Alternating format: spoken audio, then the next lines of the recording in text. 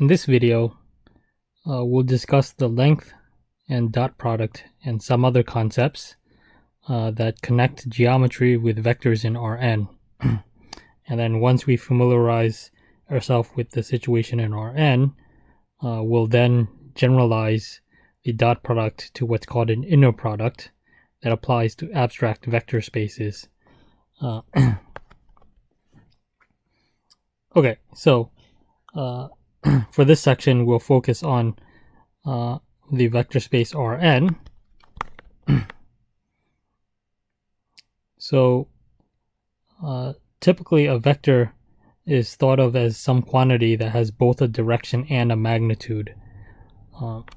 And the magnitude of a vector is just given by the length of the vector, which we'll denote in this way, where we have the vector v surrounded by these double bars. And so this notation is referring to the length of a vector. And in the plane, the vector v separated into the two components, say x1 and x2, right? So say v is x1 comma x2. Then in standard position, x1 is just the horizontal distance, x2 is the vertical distance, and so they form a right triangle.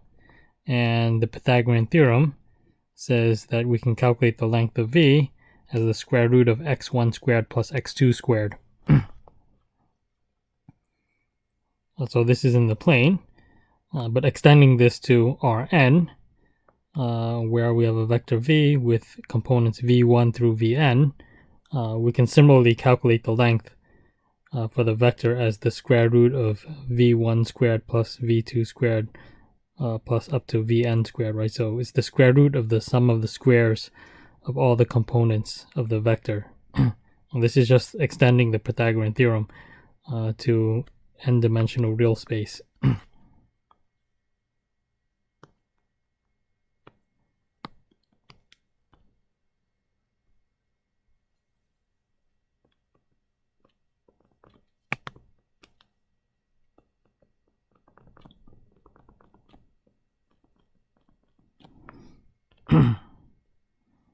Okay, so with this in mind, we'll apply this formula to calculate the length of this vector, negative 1, comma 3, comma 4.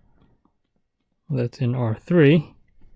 Right, so we just apply the formula, so the length of v is given as the square root of v1 squared plus v2 squared plus v3 squared. So the components are v1, v2, and v3. So we can just plug them into the formula like this. And then calculating this is 1 plus 9 plus 16. So that gives 26. So this is the square root of 26. And if we want to calculate the decimal value, so square root of 26 is equal to about 5.0990, rounded to 4 decimal places.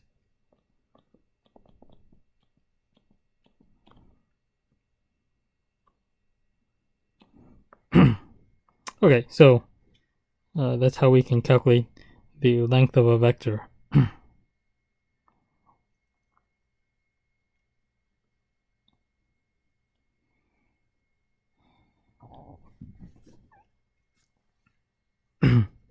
So now that we're familiar with calculating the length of a vector, we're going to use it to be able to rescale vectors to have length 1.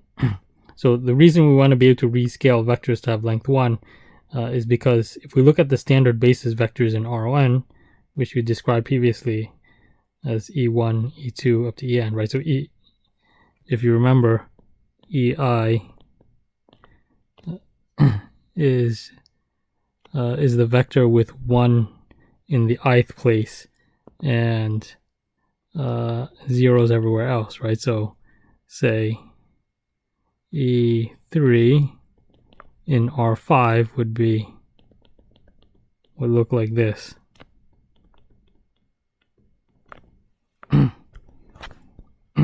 Right, so these vectors all have length 1. And so when we're working with non-standard bases, we want them to behave similarly to the standard basis, right? And so part of doing that would be to rescale them to have length 1. And that process is described here, right? So given a vector v, all we have to do is scale and multiply v by 1 over the length of the vector, and this will produce a vector with length 1 and pointing in the same direction as v, right? Or we can also say is parallel to v, right? So we think of two vectors being parallel as one being a scalar multiple of the other.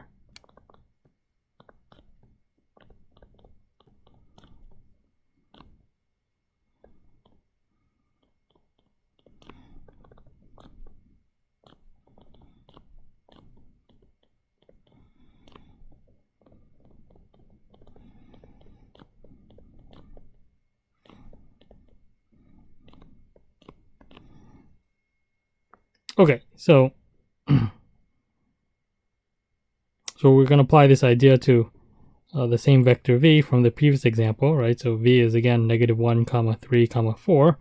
And so we've already previously calculated the length as square root of 26.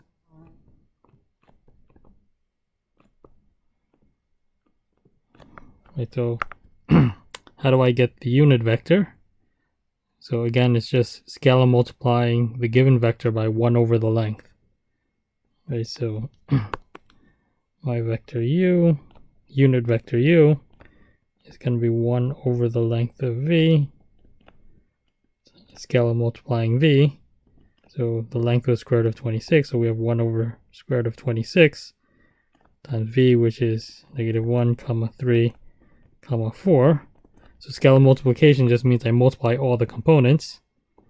Right, so it's -1 over square root of 26, 3 over square root of 26, 4 over square root of 26.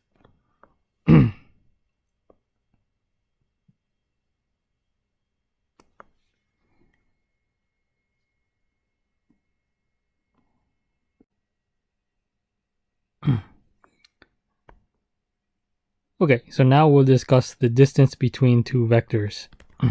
So geometrically speaking, if you have two vectors u and v,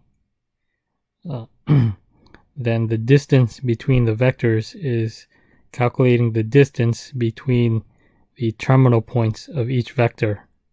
Right, so this distance here between the points at the terminal points of u and v. Okay, so the way we're going to define the distance between two vectors is as the length of u minus v. Right, so if you think in terms of the components of u and v, right, so u minus v is just calculated this way, right? So you subtract the corresponding components of u and v, right? So it's u1 minus v1, the first component, u2 minus v2 in the second component, and so on, right? So then using the length formula from the previous page, right? So the length of u minus v is just the square root of the squares of the distances of the differences of the components, and this matches exactly with the standard distance formula that we know from previous courses.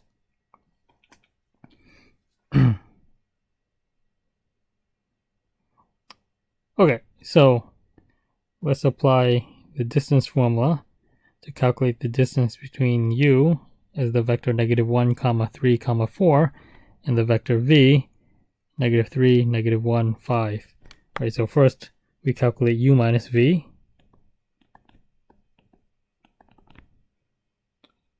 So -1, 3, 4 minus -3, -1, 5. So we just subtract each component, right? So -1 minus a -3, and then 3 minus a -1, and then 4 minus 5. So what does this give us? So this is -1 plus 3, so that's 2. 3 plus 1 is 4, and 4 minus 5 is negative 1.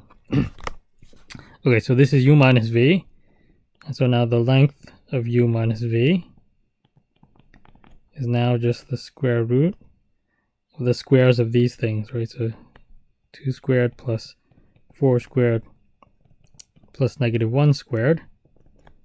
So what is that? It's 4 plus 16 plus 1. So that's 21. So the square root of 21, which is approximately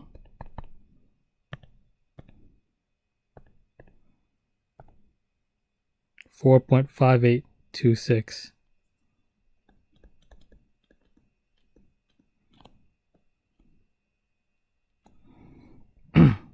Okay. So this is how we can calculate the distance between two vectors.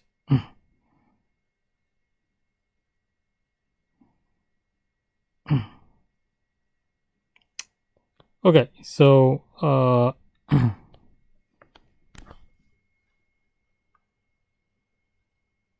now we introduce the dot product in Rn. We've actually already discussed the dot product in the context of matrix multiplication, right? So the dot product of two vectors produces a scalar, right? So that's one thing you want to be aware of, right? So when you're taking the dot product of two vectors, the result is a number, not a vector. Right, so the result of the dot product is not a vector. And it's just multiplying the corresponding components, right? So u1 times v1 plus u times 2 times v2, and then adding them all up. Okay, so that's how we calculate the dot product. And theorem 5.3 here just describes the 5 main properties of the dot product. So the first property is straightforward, right? So the dot product is commutative, and the reason for that is if you switch the place of u and v, right, that just means that the components in the formula just switch around, but then when you sum it all up, it's still the same thing, right? So property 1 follows from that. Properties 4 and 5 follows, right? Because if you take the dot product of a vector with itself, then it's just v1 times v1 plus v2 times v2 and so on. But then that's just v1 squared plus v2 squared. So sum of the squares of all the components, right? But then that's just the same as the length of the vector squared, right? So because the dot product of it, so that's property 4, right? And then because the dot product itself is the sum of squares, it always has to be greater than or equal to 0, where it's only equal to 0 if all the coordinates are equal to 0, right? If all of these terms are equal to 0. So that's properties 4 and 5. And then 2 and 3 basically just carry over from the distributive property for an associative property for real numbers.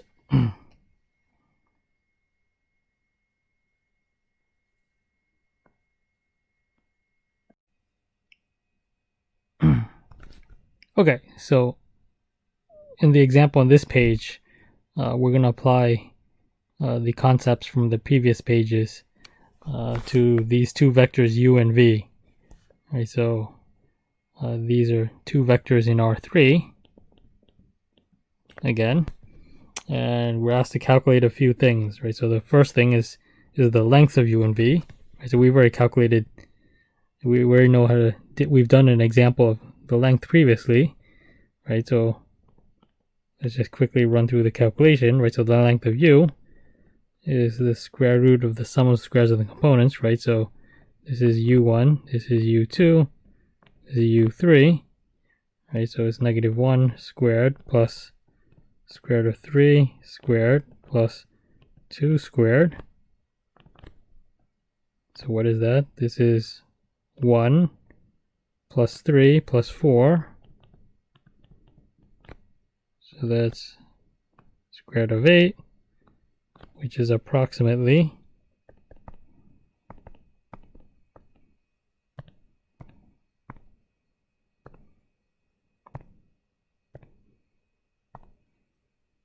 2.8284.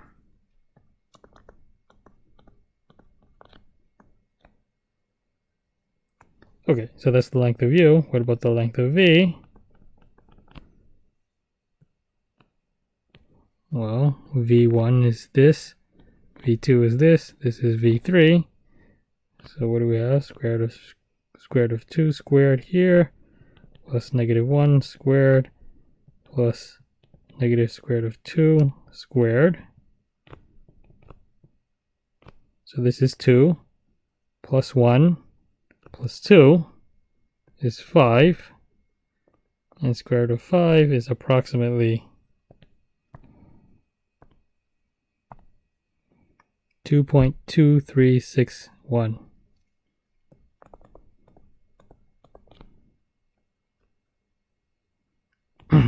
Okay, so those are the lengths of u and v. Okay, so now b and c, we're asked to calculate a couple of unit vectors, right? So for b, the unit vector in the direction of v,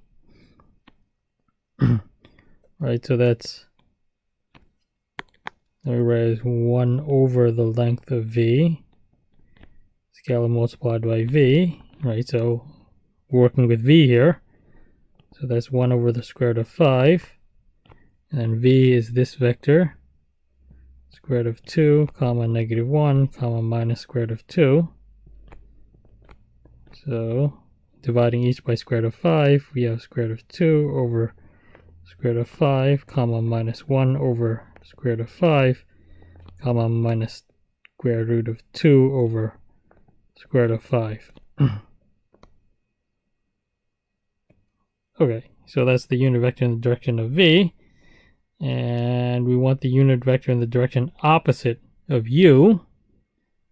So to get in the opposite direction, I need to take the negative, right? So it's going to be minus 1 over the length of u times u. So here we're working with u. So the length was square root of 8. So we have minus 1 over the square root of 8 times u, which was this vector, minus 1, comma, square root of 3, comma, 2. Now we just divide. So negative and negative becomes positive. So 1 over the square root of 8, comma, minus square root of 3 over square root of 8, and then comma 2 over square root of 8. And if you want to simplify this, square root of 8 is the same thing as, whoops, there should be a negative here, right? Because negative and positive becomes negative. And then if you want to simplify, square root of 8 is the same thing as 2 square root of 2. Right, so then, well, this stays the same. Minus square root of 3 over square root of 8, this stays the same. And then the 2's cancel out, so you got minus 1 over square root of 2.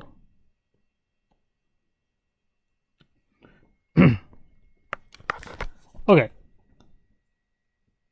And then D, E, and F, we're asked to calculate a few dot products, right? So what is U dot V? So U is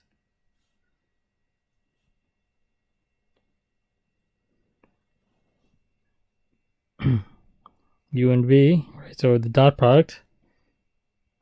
So it's multiplying the corresponding components and then adding them all up, right? So -1 times square root of 2 plus square root of 3 times -1 plus 2 times negative square root of 2. So what is this equal to? This is minus square root of 2 minus square root of 3 minus 2 square root of 2. So these are like terms, so you got minus 3 square root of 2 minus square root of 3. And if you want the decimal value, what is that, minus 3, square root of 2, minus square root of 3, is about negative 5.9747. 5.9747. 9747.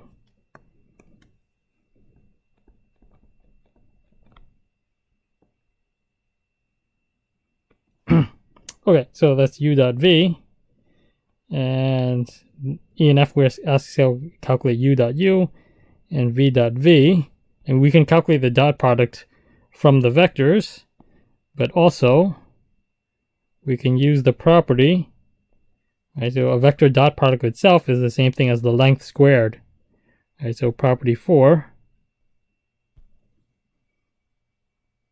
So here we're using property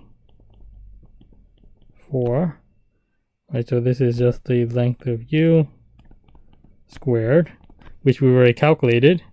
My length of u was square root of 8. So this is 8.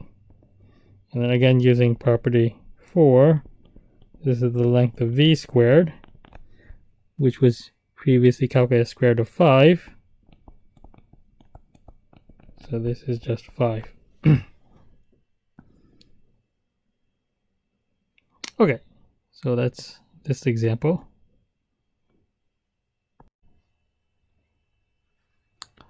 On this page, we introduce what's a theorem called the Cauchy-Schwarz inequality. What the Cauchy-Schwarz inequality says is, so it compares the absolute value of the dot product of two vectors with the product of the lengths of those vectors. Right? And it says that the absolute value of the dot product is always less than or equal to the product of their lengths. So the Cauchy-Schwarz inequality is a theorem that's fairly widely used as a useful inequality that's used to prove other theorems.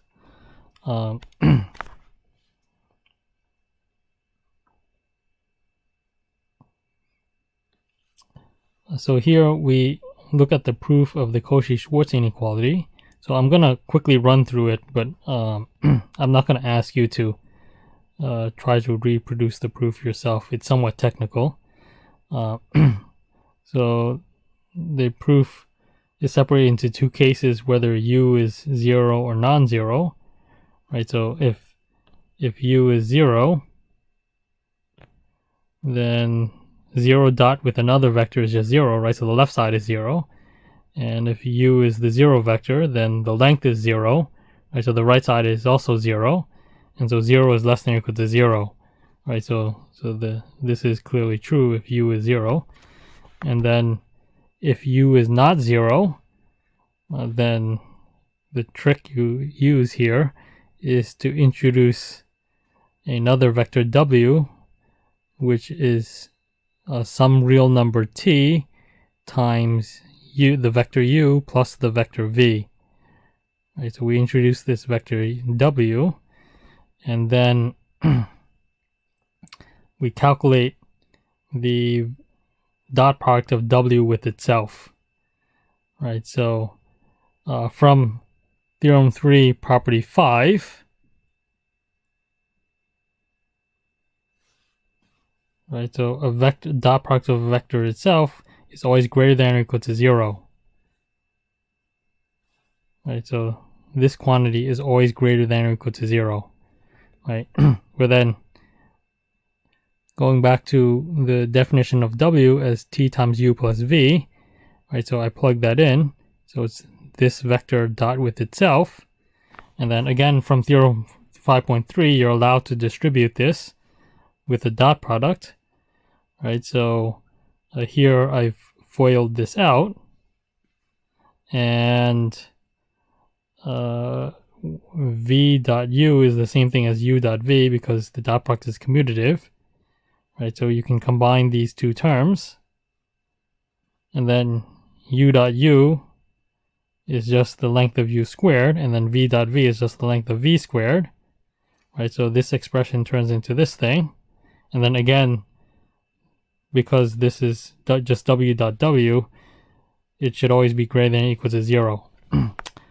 Okay, so we have this expression that's greater than or equal to 0, and now what we're going to do is we're going to look at this thing and notice that it's a quadratic equation in t, right? So this first term is the t squared term, this is the t term, and this is the constant term, right? So this is playing the role of a, this is playing the role of b, and this is playing the role of c, right? So then it's just a t squared plus bt plus c. And so we have this quadratic equation. We have this quadratic equation in t that's greater than or equal to 0, and the graph of a quadratic is a parabola, right? And if it's greater than or equal to 0, that means that the graph of the parabola has to sit above the x-axis. Well, in this case, the variable is t, so I call it the t-axis, right? So basically, graphically speaking, it has to look like this or look like this, right? For it to be greater than or equal to 0. And so this situation, that means has no solutions, right? Because the solutions of quadratic equation is where it crosses the x-axis. Right? So this case has no solution, and this case has one solution. And so when a quadratic equation has either no solutions or exactly one solution, when you use the quadratic formula, there's the part that's the discriminant, right? So it's minus b plus minus square root of b squared minus 4ac and so on, right? So the discriminant part is the b squared minus 4ac. So the part that's under the square root has to be less than or equal to 0 for it to either have no solution or one solution, right? Because then if you have the square root of negative, that's impossible, so there's no real solutions. And if it's 0, then there's only one solution.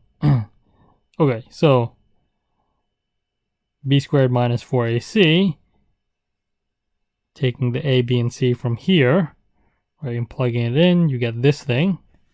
And then I just put the dot product on the left side and then the lengths on the right side.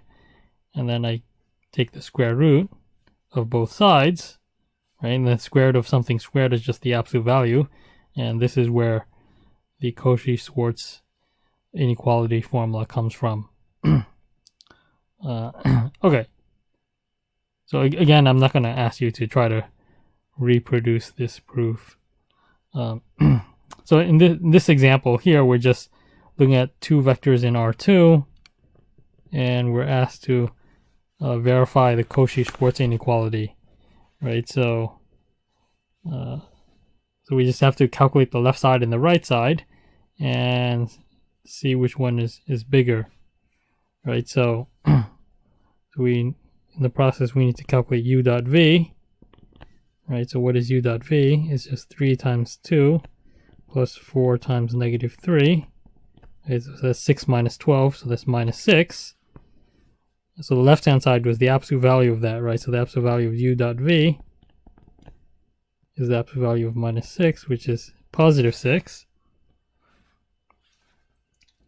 Right, so that's the left side. What about the right side? Well, I need the length of u and the length of v.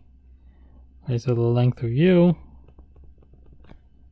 what is that? Square root of 3 squared plus 4 squared. So that's square root of 25, which is 5. And then the length of v is the square root of 2 squared plus negative 3 squared. So that's 4 plus 9. So square root of 13. So now I multiply the lengths together.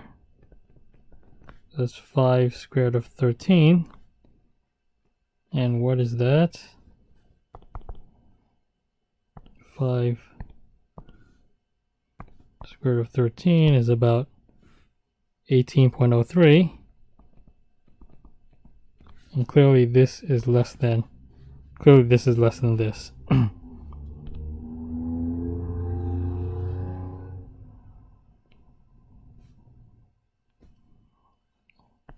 So 6 is less than or equal to 18.03. Okay. So the Cauchy-Schwarz inequality is verified in this example.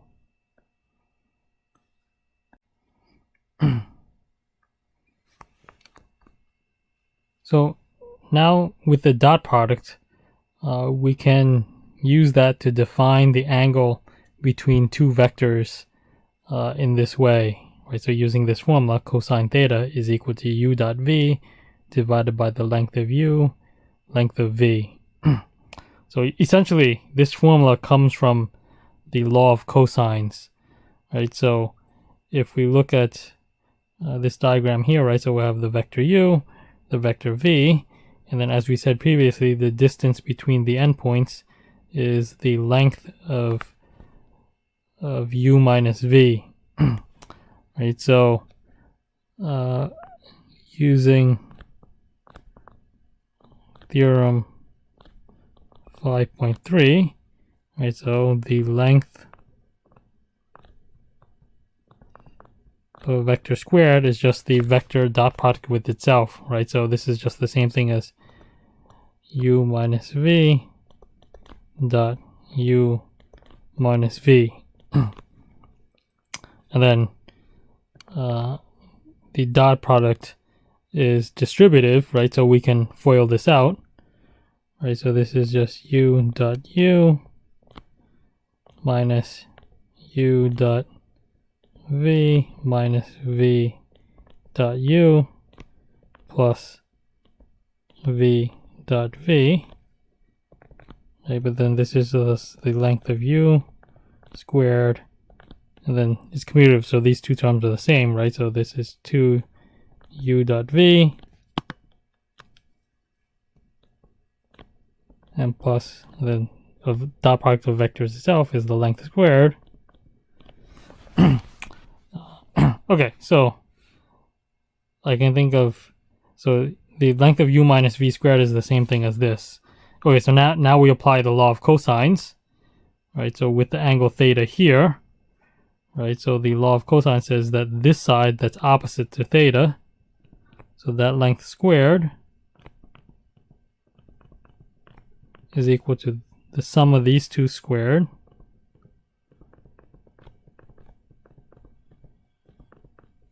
minus 2 times their product times cosine theta, right? So the length of u minus v squared is equal to this thing, but it's also equal to this thing from applying theorem 5.3, right? So that means these two things have to be equal, right? So writing it out, so u squared minus 2 u dot v plus v squared is equal to this thing, right? So this thing is equal to this thing.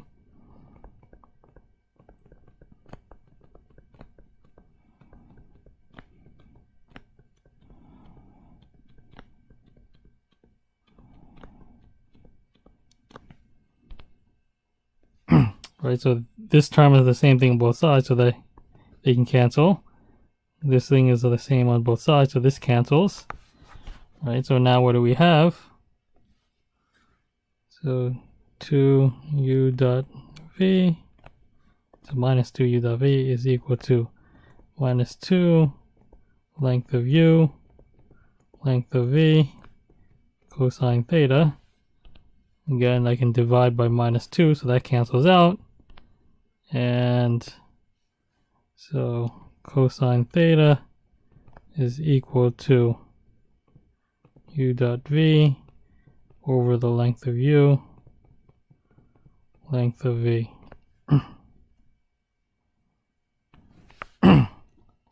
Okay, so again, basically this formula just comes from the law of cosines.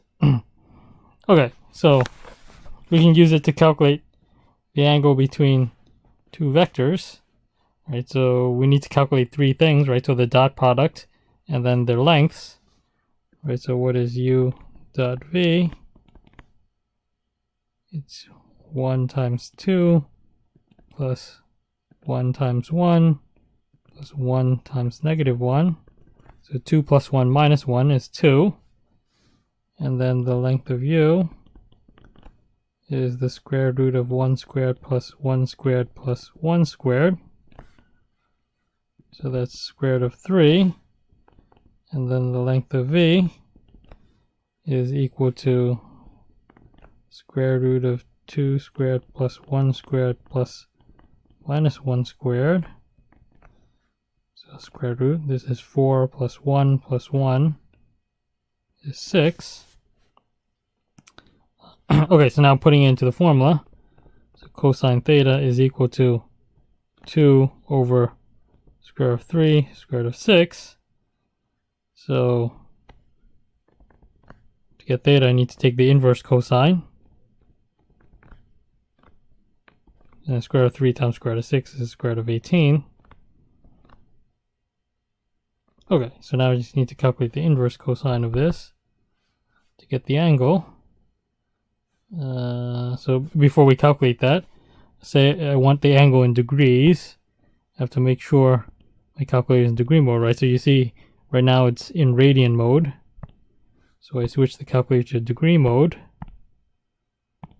And now I calculate 2 divided by square root of 18 cosine inverse. So we got about 61.87 degrees.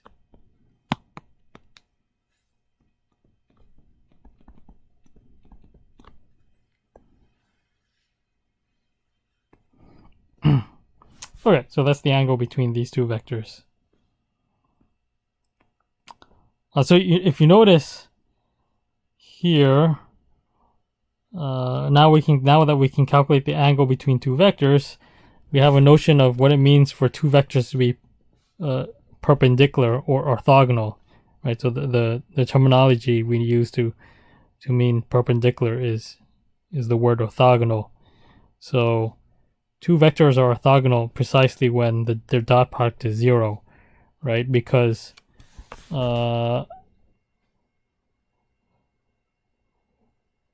when the angle is 90 degrees, cosine of 90 degrees is 0, right? So when the dot product is 0, that's precisely when the angle is 90 degrees. So that's when they're perpendicular or orthogonal. And then two vectors, as we said previously, two vectors are parallel if one is a scalar multiple of the other, right? So orthogonal means the same thing as perpendicular.